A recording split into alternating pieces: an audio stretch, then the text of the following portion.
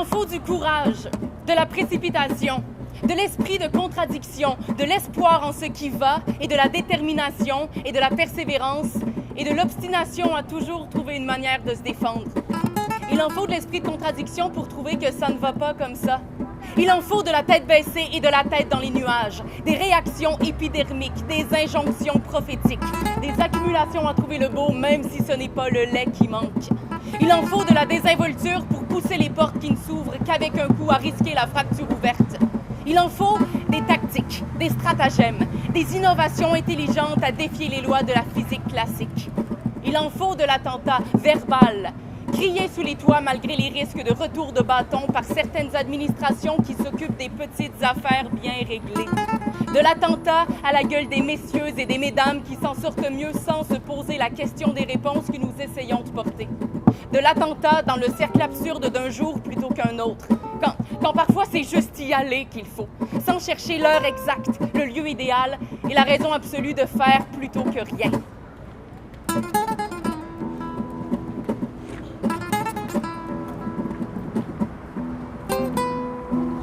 Il doit bien exister quelque chose quelque part qui fasse sens, comme disent les Anglais. Même si nous ne nous souvenons pas toujours, la mémoire est dans le corps, dans le geste posé. Il doit bien y avoir une explication à la marche que l'on croit sans destination simplement parce qu'elle n'a pas annoncé son projet. Il doit bien se trouver des traces, hiéroglyphiques ou cunéiformes, ou même sans chercher aussi loin, qui puissent rendre compte de toute cette obstination à raconter. Et s'il n'y a pas encore de traces, nous essaierons de les mettre en place. Parce qu'il faut inventer pour trouver à découvrir, etc.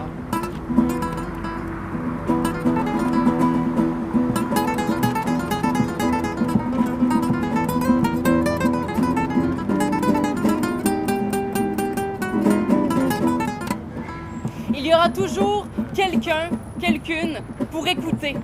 Ne pas s'inquiéter des bancs vacants, simplement, tout le monde n'a pas toujours le temps pour tendre l'oreille. Le temps, ça se prend. Le temps, ça se provoque. Et les oreilles, ça se chatouille. Avec des sons inattendus, inentendus. À nous de jouer pour rassembler. Il y aura toujours une possibilité pour se rassembler.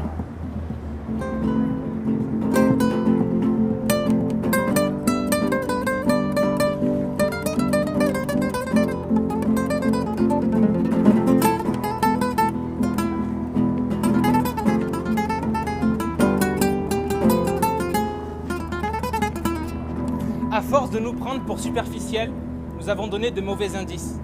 Va falloir repeupler les bancs publics laissés vacants par manque d'oreilles curieuses. Va falloir se donner des occasions, et des raisons, et des légitimités, et des cris de ralliement, et des tapes d'encouragement, et des prétentions à l'utilité, et des prétentions à la réalité, et des prétentions à la nécessité, se dire que nous sommes nécessaires. Se répéter, nous sommes nécessaires, se répéter, nous sommes nécessaires. À quoi, à qui, pourquoi? Laissons-nous le temps de chercher. Tant que nous ne vendrons pas des tuyaux pour machine à laver, il ne faudra pas s'inquiéter du public cible. Du coin de l'œil, guetter notre prochain témoin, notre prochaine camarade de rue, prête au petit banc public, à la petite interruption, au moindre détournement.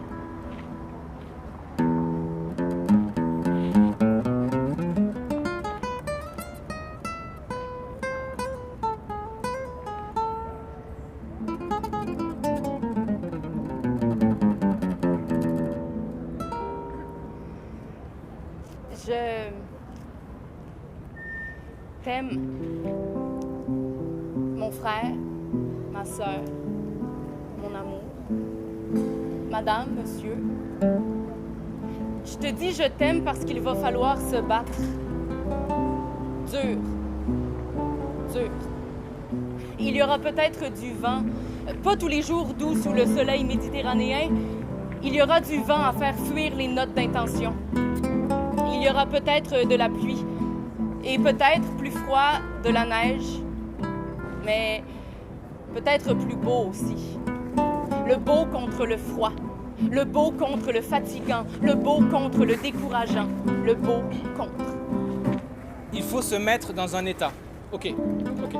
Et c'est pareil pour tout le monde, c'est pas toujours facile. Non, c'est vrai, des fois on est plus, alors que d'autres fois on est juste, et c'est pas grave. Pas grave de pas toujours avoir envie. Déjà, s'être levé, un effort supplémentaire, remarquable, honorable. Se lever, bravo. Venir, bravo. Rester, merci. Merci infiniment. Rester, merci pour toutes les occasions ratées, celles qui ne se présenteront plus ou celles des autres. Rester, merci pour tout le reste. Osez rester. Nous, devant vous et inversement, un indice du bonheur brutal. Le bonheur, c'est le sourire à l'extérieur. La tristesse, c'est le sourire retourné. La tristesse, c'est l'inverse du bonheur ou son contrepoint. La mélancolie, c'est le bonheur d'être triste. La dépression, c'est quand l'avion descend un peu. La grande dépression, c'est la famille et les raisins pleins de colère. Alors, le beau contre la facilité de tomber dans le lait. Aujourd'hui, ralliement, rassemblement, se rassembler et se ressembler. Chercher le plus petit dénominateur commun, peut-être juste une lettre, à peine un trait, un signe comme un clin d'œil, un point et un point qui ferait rencontre. Avoir l'humilité du plus petit dénominateur commun. Tu marches dans mes pas ou j'ai marché dans ceux qui seront les tiens. Aujourd'hui, nous avons partagé un bout du circuit, de l'aventure, de l'histoire. Épopée. Trouver l'élément qui nous rassemble, aussi petit soit-il. Peut-être aussi ridicule soit-il, ne pas s'en faire du ridicule. Au début, rira bien qui rira en dernier. Une épée est plantée dans un rocher au royaume de l'ogre, ridicule. Un enfant fait confiance à un vieux magicien pour se hisser sur les montagnes, ridicule. Un petit détail, ridicule. Et pourtant de ce détail naît un monde. C'est la théorie du Big Bang. C'est l'étincelle qui rallume les espoirs de feu, c'est la luciole pour accrocher l'univers, c'est croire à une épée plantée dans un rocher parce que Merlin existe. Nous ne sommes ni architectes ni nombreuses. Nous n'avons ni la puissance de feu ni la puissance de la multitude. Les gens passent, les gens ne font que passer. Pour aller où? Sous le ciel bourré d'étoiles qui ne se voient pas à cause des néotechnologies à concurrence photosensible. Alors évidemment, quand on ne voit pas les étoiles, on ne se rend pas compte de la chance qu'on a ou qu'on n'a pas. De la chance, quoi. On se rend d'un point A à un point B. Logique mathématique, destinée géographique. Pythagore, Thalès, Euclide. De très vieux grands-pères pour guider nos routes quotidiennes. Pas mal, ça. Des points venus par des segments centraux où ça marche dans un sens ou dans un autre. L'important, c'est que ça marche, que ça circule, que le mouvement se crée. OK, on va partir de là. Un mouvement se crée. Qu'importe le point de départ, encore moins le point d'arrivée, on va se mettre au travers, en chemin, au beau milieu de la vie, à la mesure exacte où le mouvement ne continue plus exactement comme il avait commencé. Provocation, déflagration, onde de choc, tendre des pièges sur le pavé d'habitude. Et tendre sont nos pièges, des tours de passe-passe, dame de cœur jetée pour la beauté du geste et tant pis si le cosmos ne se modifie pas tout de suite. Patience, être sur le chemin comme bandit de grand chemin, pirate en mer tumultueuse, des assauts malgré les baraques pourries qui nous servent de croisière, se regarder dans les yeux en attendant le prochain convoi exceptionnel, s'armer de patience, la lame la plus brillante de toutes, être là à l'exacte mesure où le point A croise notre segment, intersection et ch'coum! Un coup dans le vide, rater sa cible. 2 coups dans le vide, rester solide. 3 coups dans le vide, garder la cible en tête. Les 2 pieds plantés dans le sol comme terreau. Le territoire en légitime défense. La plaine est pleine de notre droit de cité. La rue n'est pas la rue. On imagine les routes comme on imagine la révolution. Avec l'idée de courir le plus vite possible si les forces de l'ordre sont après nous. On ne s'enracine pas, on tâte le terrain. On se fait des possibilités de révolte. On pense les tentatives d'insurrection au cas où il faudrait prendre les armes. Des mots, des armes, c'est pareil, alors artillerie lourde à bout portant. Des mots, des armes, c'est pareil, ça tue pareil, alors précaution, précision dans le coup porté, ch'coum! Patience. Patience. Prendre le temps de s'approprier le territoire. C'est-à-dire être sur place et ne plus avoir peur de déranger le territoire. C'est-à-dire là où je peux m'avancer. Et dire ok, c'est ok, je suis là. Je suis là entre ciel et terre. Tout à fait cosmologique, presque mythologique.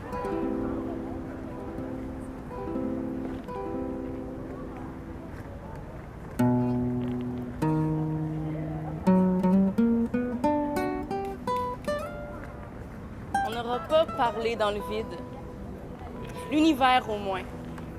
Au moins ça. L'univers reçoit. Ajouter quelque chose au monde, et même si ce n'est pas grand-chose, et même si ça ne pèse pas lourd dans la balance, qui sait le poids des arguments? Un grain, puis un grain, puis un grain. Un jour, c'est l'impossible tas. Première balle et déferlement.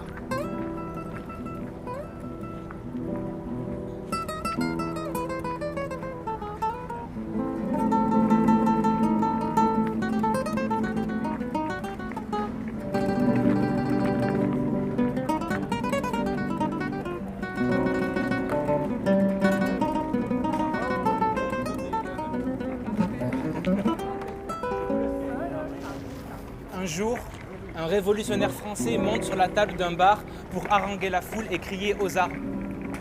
Il déclenche ainsi le mouvement qui va démolir la Bastille, et c'est un mouvement architectural, aux armes. Pas une parole en l'air, aux armes. D'ailleurs, il n'y a pas de parole en l'air. Comme il n'y a pas de déclaration de guerre en l'air, comme il n'y a pas de déclaration d'amour en l'air, c'est très très sérieux tout ça. Il n'y a pas de coup de feu ou de coup de foudre en l'air, il y a des mots et ça suffit, une existence à part entière. Les mots ne sont pas des recettes de cuisine ou des bordereaux de remise de chèques. Un arbre est un arbre. Un oiseau est un oiseau, un mot est un mot. Ne pas rougir, non. Ne pas s'en vouloir de croire au vocabulaire. Continuer à croire pour les autres, oui. Croire plus, plus encore. Un pays, un anniversaire, un voyage dans la vallée de la Béka, ça se nomme. Sinon, on pourra toujours rêver sans jamais y aller. Je suis un pays, je suis en vadrouille, je me promène, je me défends. Il faut se mettre dans un état, dans une certaine disposition, sinon on n'y arriverait pas nous-mêmes. Aller de l'avant n'est pas une posture, mais un mouvement. Se risquer à dire quelque chose plutôt que rien, parce qu'il faudra toujours avoir dit quelque chose, même si ce n'est pas beaucoup entendu. L'univers absorbe des mots, des molécules, jusqu'à l'atome qui fait corps. J'ajoute de la matière au monde, je pose un geste, je définis une intention. L'intention de parler devant soi. Dire carrément, sans prétention, pas de politesse là-dedans, dire « je suis devant vous ». Dire « je suis devant vous ». Didascalie pour le public, dire « c'est une tragédie ». Pas de mots doux pour le plaisir de l'oreille, des mots courageux pour la santé du cœur. Ne pas dire « comment ça va aujourd'hui », mais dire « où allons-nous maintenant ». Ne pas dire non plus « je te souhaite une bonne année », mais dire « je nous porte bonheur pour contre-attaquer ». Pas des formules pommades baume à l'âme pour apaiser les colères. Des incantations orages qui aiguisent les armes pour diriger les colères. Ne plus avoir peur de nos propres ambitions et utopies et véhémence et tentatives et volontés guerrières. Je dis guerrière pour ne pas dire poétique. Je dis guerrière pour ne pas dire héroïque. Je dis guerrière parce que je veux dire guerrière. Je dis guerrière pour dire guerrière. Ne pas avoir peur des mots. Les gros mots, ça n'existe pas. Il n'y a de vulgaire que les formulations et les invitations derrière les appels au calme. Pas de calme, pas de calme, pas ce calme-là qui fait penser au béton, qui fait sentir froid jusque dans les sentiments. Pas d'appel au calme, mais appel à la provocation, c'est-à-dire au mouvement, c'est-à-dire à quelque chose qui ressemble à l'apparition de la vie.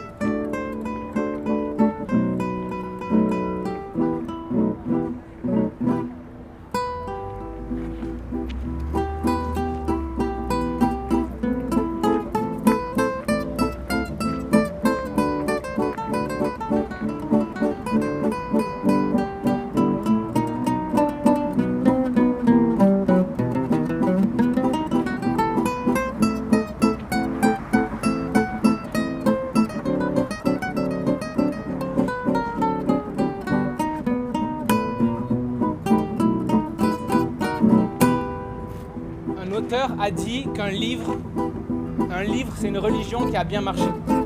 Alors, apôtres, nous sommes, ou témoins multiverbaux, nous sommes, ou évangélistes, nous sommes.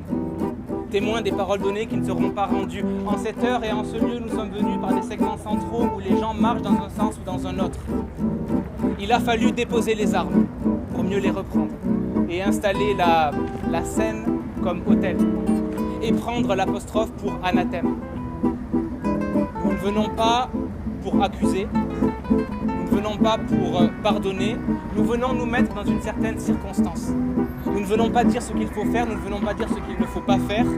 Nous ne venons pas nous mettre dans une position avec ascendance. Nous ne venons pas avec un projet, nous ne sommes ni un conseil administratif, ni un conseil des arts. Ce qu'on vient dire, des mots. Des mots qui, bout à bout, forment des segments de sens qui apaisent, affolent, excitent, détournent une seconde l'œil du marcheur qui ne voit que 45 degrés devant lui. Ou alors, parasites. Nous sommes, ce qui est presque la même chose qu'apôtres. À tous les râteliers. Nous ne voulons pas signer des documents, d'ailleurs, nous ne signons jamais de la même signature, nous avons l'aléatoire jusque dans l'identité. Peut-être sorcière, peut-être loup-garou. Entre chien et loup restent les chants crépuscules dans les campagnes occitanes, où de vieux cathares chantaient l'amour contre rois et royaumes, contre les lois de guerre et les châteaux blindés, et des beaux et des belles cachés dans les vergers jusqu'à l'aube, jusqu'à ce que le rossignol signale le jour.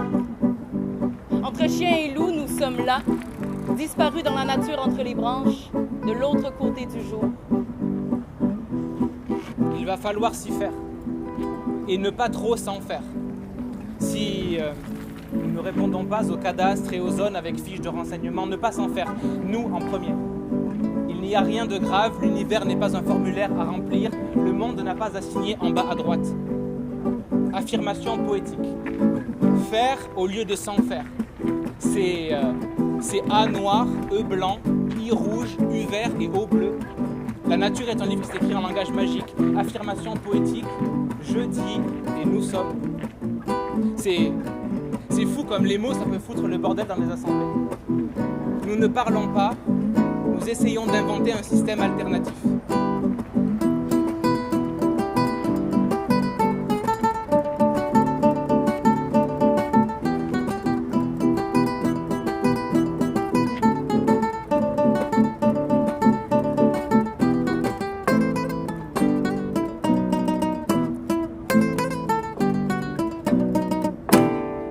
Le chemin buissonnier et le courage en bandoulière. Je suis une aventurière qui descend dans la forêt avec un sac à dos bleu. J'ai 9 ans. Il faut toujours avoir 9 ans. J'ai l'idée de ce que pourrait être un monde avec des facilités d'approche, avec des sentiers comme pour aller au temple de Delphes et poser des questions démentes aux dieux, attendre de lui une hallucination de plus, une métaphore à terrasser les 10 heures d'actualité, une punchline olympique. Je dépose un pot de miel au pied de ton autel et quelques rameaux d'olivier. Tous les jours, on joue ce jeu, tu parles et je t'écoute. Et pour le temps que tu prends à me répondre, je reviens te voir. J'ai 9 ans. Il faut toujours avoir 9 ans. Et sur le livre de géographie, la Terre est une orange. Pas métaphorique. Pas métaphorique du tout, pas pour donner l'air joli, mais pour me faire apprendre des règles de PIB, PNB, IDH, Happy Planet Index. La Terre est une orange. Déconstruction des données. Données n'est pas volée, les données, ça bouge. Un jour, on croit que la Terre est au centre de l'univers et un autre, on imagine un système solaire. Revenir aux éléments, revenir aux éléments, revenir aux éléments, position très élémentaire alors. Héraclite le dit, le soleil est nouveau chaque jour.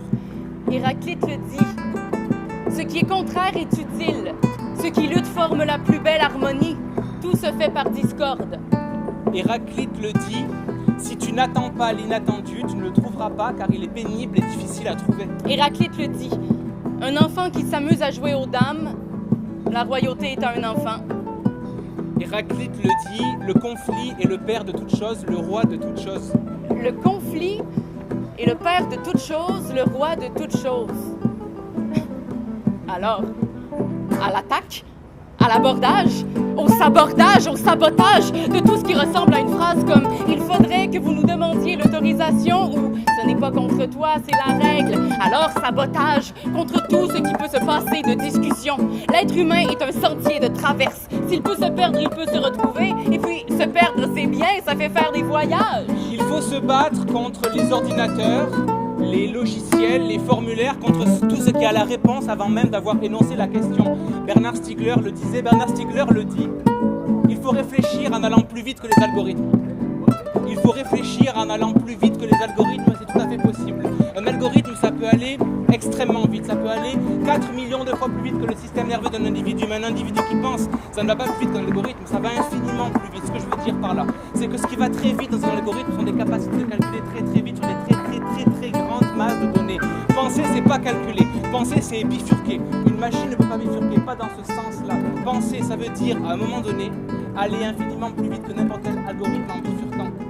Bifurquer, c'est changer la vision des choses. Un individu qui pense, ça ne va pas plus vite qu'un algorithme, ça va infiniment plus vite. C'est une course, pas contre la montre, course contre les monstres qui nous regardent avec leurs yeux photocopieurs, qui ouvrent leur gueule pour donner une information alors qu'on s'en fout des informations. Pardon, moi je m'en fous. Je ne veux pas que mon salon m'informe, je veux qu'on m'informe. Je veux qu'on laisse un enfant me raconter une histoire, je veux une anecdote. Je ne veux pas savoir si demain il pleut, je veux savoir ce que ça te fait d'avoir les cheveux mouillés. Je ne veux pas d'algorithme chez moi, je suis désolée. Je ne vais pas fonder une famille à ces conditions. L'employé de bureau du roman le dit. On ne peut pas se retrouver sans se perdre. La seule façon sûre de ne pas se trouver, c'est de ne pas savoir qu'on est perdu. Non, je ne veux pas savoir par où je suis passée, je veux me perdre. Non, je ne veux pas savoir ce que j'ai mangé, je veux sentir la faim et l'appétit. Non, je ne veux pas savoir ce que je vais commander demain pour mon mariage, l'anniversaire de mon premier enfant, les vacances en 2066 sur la Lune. Je ne veux pas connaître ma bonne étoile numérique, j'ai encore le luxe de lever les yeux. Je suis un être humain, c'est-à-dire un animal qui bifurque. Je peux vous surprendre avec mes désirs inadaptés à la situation. Non, le plat qui rassasie n'est pas à la carte. Le menu du jour est une nourriture avariée. Avec nos goûts de steak haché, on va finir complètement lyophilisés et même le Saint-Laurent tout entier ne suffirait pas à nous redonner une contenance. Tous les goûts sont dans la nature, on dit. On dit aussi qu'il en est des goûts comme des couleurs, que ça ne se discute pas. On aurait dû la noter dans quelques bibles ou constitutions, celle-là, que ça ne se discute pas. On pourrait dire comme des rêves et des vœux lorsqu'on voit une étoile filante ou des lieux pour dormir, ou des montagnes lorsqu'on veut voir une étoile filante. Ça ne se discute pas, ça se compare pas, ça se passe de commentaires. Les pierres précieuses perdent de la valeur à mesure qu'elles sont recherchées par tous. Je ne porte pas une valeur autour du cou. Si on m'attaque, ce n'est pas un bijou qu'on me vole, c'est un symbole qu'on m'arrache. La ruée vers l'or est une course au papier toilette, l'obsession hygiénique en moins. La ruée vers l'or est un mouvement d'apocalypse. La ruée vers l'or, on ne sait pas si ce n'est pas Hollywood qui a fait les films d'abord. La ruée vers l'or, c'est un chariot lancé à toute allure dans la ligne droite de la poussière. Or, un être humain, ça ne trace pas tout droit, ça bifurque. Essayez, juste pour le plaisir, essayez juste pour le vertige. Quel est le risque? Saut dans le vide, ça vaut tous les cliffhangers du monde. Je m'approche de la falaise et je fais un signe l'air de dire « Je tente une expérience, mais il n'y a pas de protocole, pas de blouse blanche, pas de tableau à remplir, encore moins, et pas d'hypothèse à valider. Oui, une hypothèse. L'hypothèse, c'est que croire, c'est vouloir. Vouloir, c'est pouvoir. Pouvoir, c'est s'en aller mondialement par les zones insolites. Je dis insolite alors que j'ai pensé insolente. Quel est le risque? Tomber, et alors? Le genou égratigné et la médaille du risque risqué. Genou rouge, joue rouge, joie rouge, soleil rouge. À la fin d'une journée, à défier les lois gravitationnelles. Les lois de la physique sont les seules lois qu'on devrait respecter. Les seules lois dignes de se faire appeler loi. Le tribunal a une seule condition, c'est Galilée qui prononce les sentences.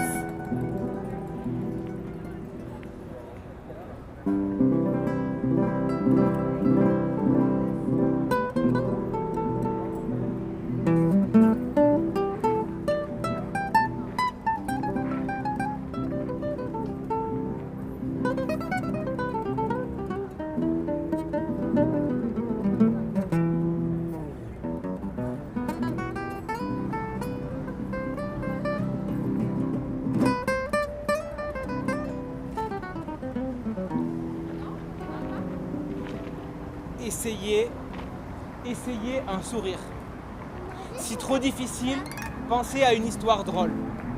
Si trop difficile, pensez à une ironie du sort. Sinon, pensez à quelque chose de beau, le sourire d'admiration, ça compte. Sinon, pensez cynisme. Cet alcool a tout enivré, mais le vrai cynisme, le pur, le pas dilué dans 15 onces de rhétorique bourgeoise, l'étincelant cynisme, le cynisme guerrier, royal, légendaire. Le cynisme qui fait que lorsqu'Alexandre le Grand demande à Diogène ce qu'il désire le plus au monde, il lui répond « ôte-toi de mon soleil ». Si pas de sourire après ça, alors c'est un problème musculaire. Essayez. Essayez d'être un peu joker dans les métros ou sur les plateaux télévisés. Faire des blagues qui tournent mal, c'est-à-dire d'authentiques blagues. Avoir le doigt sur la gâchette, ne pas tirer, parce qu'il y a des mouvements qui ne se peuvent pas. Mais esquisser un long sourire, l'air de dire « je sais, j'ai compris, mais je ne vais pas me résoudre ». Envisager une solution, ce qui signifie une réponse. Et les réponses sont toujours dans la tête des alchimistes. Il a fallu dessiner une machine délirante sur un coin de table pour que des siècles plus tard, on se résigne à construire un engin avec des airs d'oiseaux. Le poète avant l'ingénieur, la romancière à l'avant-garde. Je te chante une chanson pour toutes les avancées technologiques à venir. La littérature ne va pas 4 millions de fois plus vite qu'un circuit électrique, comme on peut le voir dans certaines vallées siliconées. La littérature, ça va infiniment plus vite. Au détour d'un rocher, une épée est plantée. Bifurcation. Au hasard d'une rencontre entre un enchanteur et un enfant, l'épée est retirée. Bifurcation et légende. Que ce qui doit être lu soit lu. Ceci n'est pas du théâtre.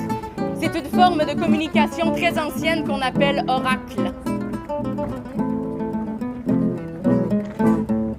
Les plus beaux chants sont des chants de revendication. Les plus beaux poèmes sont des lettres ouvertes.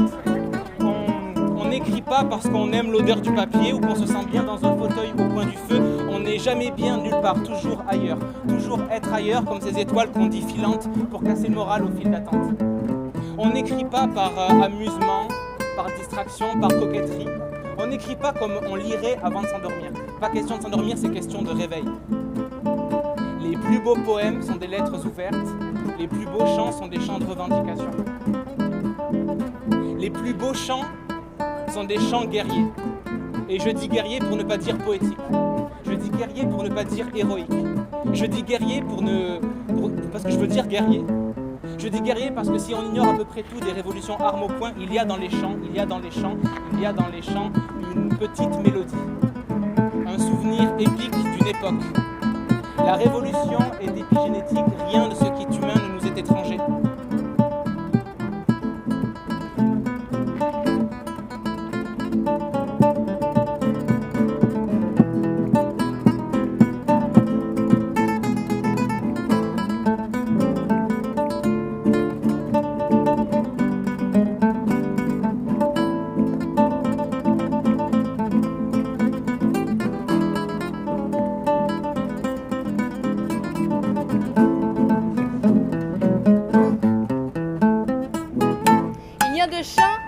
Que ceux qui font les révolutions, ou au moins qui les portent. C'est vrai, on ne peut pas toujours toucher la cible, mais armer le bras, oui, on peut.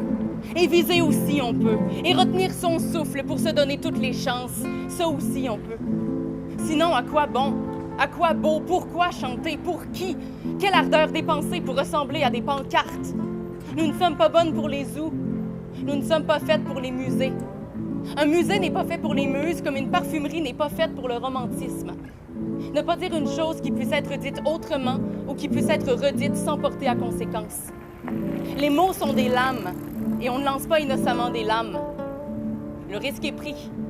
Alors d'accord, notre arsenal est précaire. Et frêle nos embarcations, et nos voiles dressées peuvent prêter à sourire, et même à rire. Mais c'est vrai, nous avons toujours eu un faible pour les tentatives désespérées.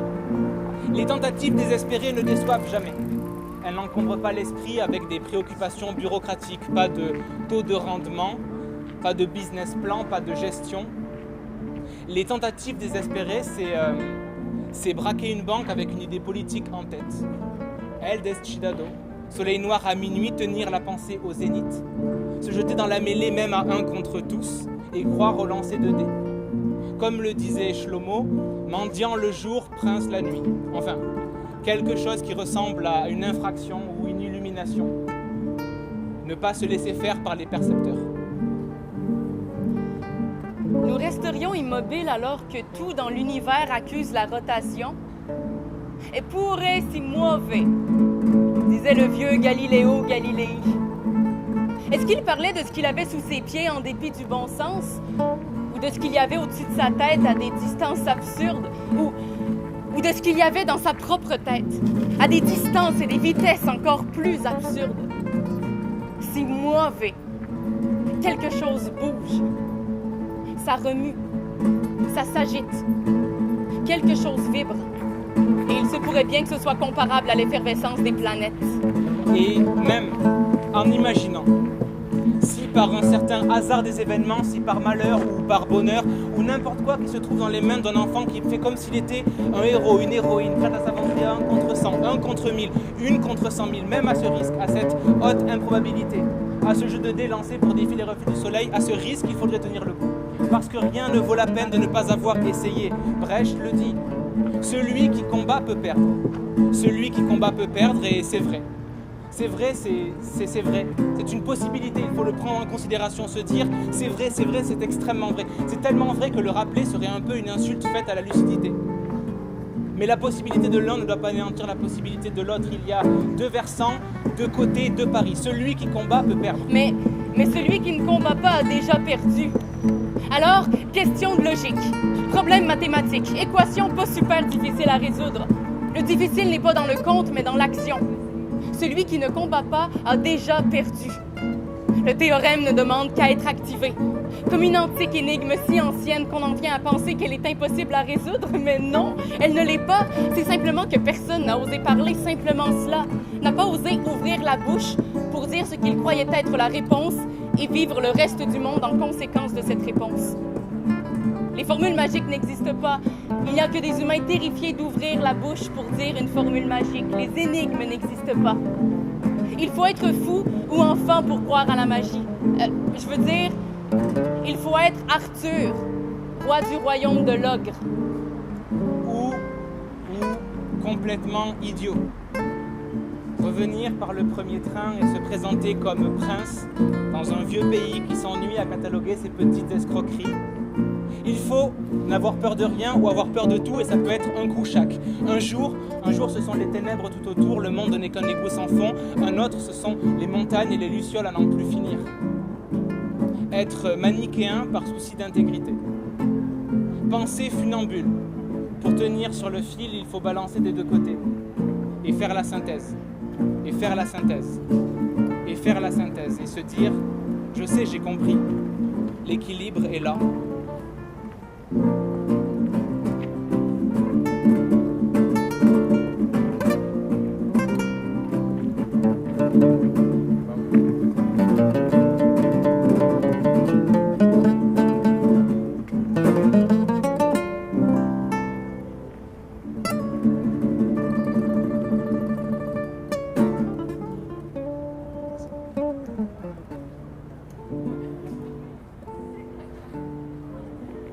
Merci beaucoup.